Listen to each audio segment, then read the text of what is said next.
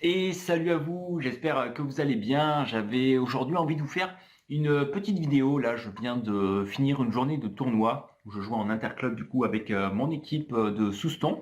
Et c'était notre première journée, première compétition même pour beaucoup depuis 2 ans avec la pause due au Covid. Et j'aime beaucoup après les compétitions comme ça faire un point avec moi-même. Me poser la question, qu'est-ce qui a été, comment je me suis senti, pendant les matchs, avec les partenaires avec qui j'ai joué, comment j'ai géré à la fois l'aspect physique, l'aspect mental, la pression, etc., etc. Parce que ça me donne toujours en fait l'opportunité de continuer à progresser. Et c'est quelque chose vraiment qui me passionne, que j'adore. En fait, c'est continuer à me poser des questions sur moi-même, non pas dans un état d'esprit de me dire que ce que je fais n'est pas bien, mais toujours en fait dans l'idée de me poser cette question, ok, comment je me suis senti, et si ça va, du coup, qu'est-ce qui a fait que je me suis senti comme ça, ce qui me permet de le réappliquer après dans ma vie de tous les jours ou quand je rejoue sur le terrain. Et c'est quand il y a des moments où je me suis pas senti à mon aise, que j'ai pas pu exploiter tout mon potentiel. Et bien du coup, je me pose la question, ok, comment je me sentais, qu'est-ce qui se passait dans ma tête, etc., etc., pour que je puisse justement progresser moi-même sur cet aspect mental ou physique ou technique, peu importe comment ça se présente. Et ça me permet en fait d'être en progression constante et de garder en fait ce plaisir, cette motivation d'avoir cette sensation de progrès, d'avancement, de compétence aussi, puisque du coup je me sens compétent. Et donc voilà, j'avais envie de vous faire un petit point par rapport à quelque chose qui est extrêmement important, dont j'avais déjà conscience mais qui s'est confirmé aujourd'hui, par rapport à la connaissance de soi et à la connaissance soit des personnes qu'on coach, soit des personnes avec qui on joue. Dites-vous en fait qu'on a tous des préférences naturelles au niveau cognitif qui nous permettent en fait de fonctionner à notre plein potentiel de manière naturelle, de manière ergonomique, c'est-à-dire qu'on est au maximum de nos capacités en consommant le moins possible d'énergie. Et on a aussi des choses naturelles en fait qui activent notre motivation. Pour vous donner un exemple concret, moi je suis un joueur quand je fais du badminton et quand je suis j'ai des fonctionnements différents. Quand je suis par exemple en jeu libre, en entraînement, ça peut paraître tout bête comme ça, mais j'aime bien qu'on me regarde. J'aime bien qu'on me regarde jouer et qu'on trouve que je joue bien. C'est quelque chose qui naturellement en fait active ma motivation. Voilà le sentiment de reconnaissance, qu'on reconnaisse ma valeur, ma compétence. Et je sais que c'est quelque chose qui est naturel. Alors c'est vrai que quand on dit ça, ça peut paraître un peu narcissique ou quoi que ce soit, mais pas du tout en fait. L'idée c'est juste de comprendre que de manière naturelle, en fonction de comment votre cerveau est structuré, vous avez certains besoins. Et l'idée c'est juste en fait de les comprendre et de les appliquer ensuite de manière naturelle. Et donc voilà, comme je vous disais, moi quand je suis de manière générale en jeu, en badminton, j'aime bien qu'on reconnaisse que j'ai des compétences simplement, parce que ça me fait me sentir bien. Et si je me retrouve à jouer isolé dans un terrain du fond, loin de la vue de tout le monde, eh bien naturellement j'ai moins d'énergie, tout simplement. J'ai moins d'énergie et naturellement je suis un peu moins. Il faut que je me force un peu plus, on va dire, pour jouer à fond. Ça, c'est un premier point. Le deuxième point, quand je suis plus en situation du coup de tournoi, c'est que je suis capable de rentrer dans une bulle de compétition. C'est-à-dire que je me mets vraiment en mode tueur, en mode loup affamé, loup enragé. Et j'ai besoin de ça en fait quand je suis face à de l'adversité, à des matchs qui sont tendus, à des joueurs qui sont bons en face. J'ai besoin en fait de me mettre en mode tueur, vraiment. Ça fait partie, on va dire, de mes caractéristiques. En plus de ça, j'ai besoin, quand je joue avec un partenaire ou quand je suis coaché, de me sentir en osmose avec les personnes avec qui je suis.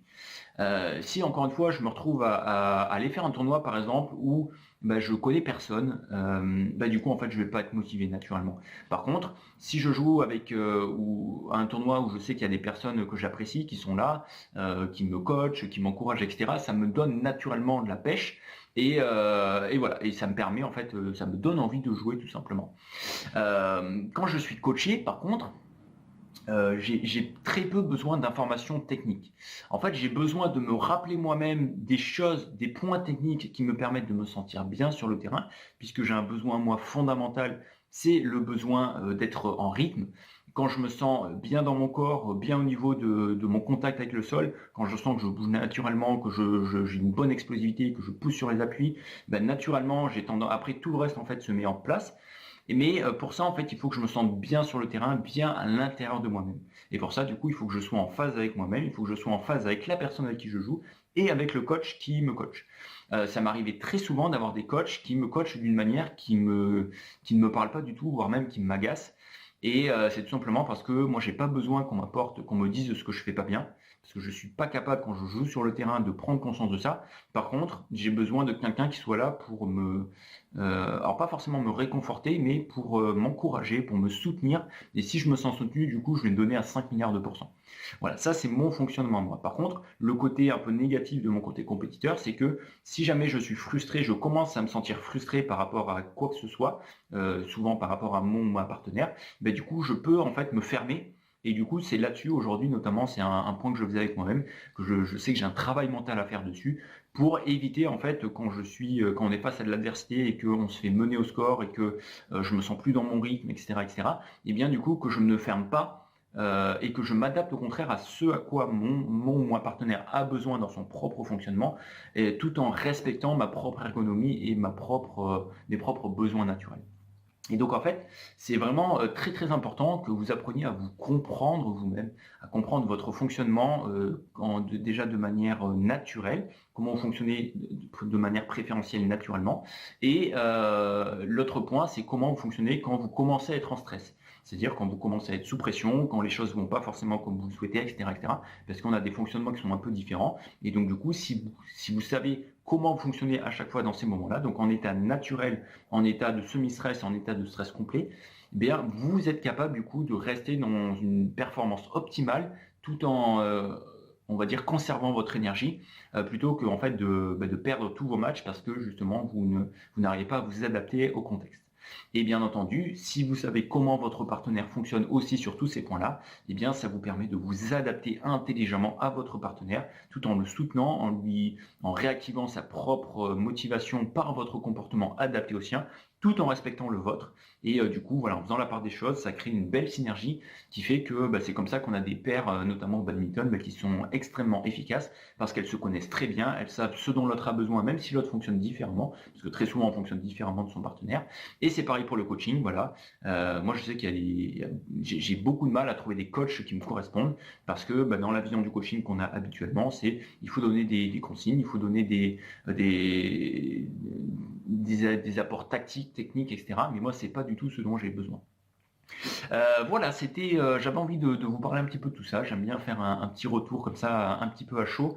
Ça me passionne vraiment. Et si vous voulez du coup apprendre vous-même quelles sont vos propres préférences cognitives pour comprendre votre besoin de fonctionnement naturel par rapport à l'organisation de votre cerveau et aussi vos besoins pour activer votre motivation, eh bien, je vous invite à soit vous manifester en commentaire, soit m'envoyer un message en privé. Et puis voilà, on verra ensemble, on prendra le temps d'en parler pour que je vous aide à comprendre votre propre fonctionnement, encore une fois, dans votre état naturel, en semi-stress et en stress. Voilà, allez, sur ce, je ne vais pas trop faire durer la vidéo. Si vous avez des questions, des commentaires, n'hésitez pas. Et puis, je vous dis à très bientôt et au plaisir de vous revoir. Ciao, ciao.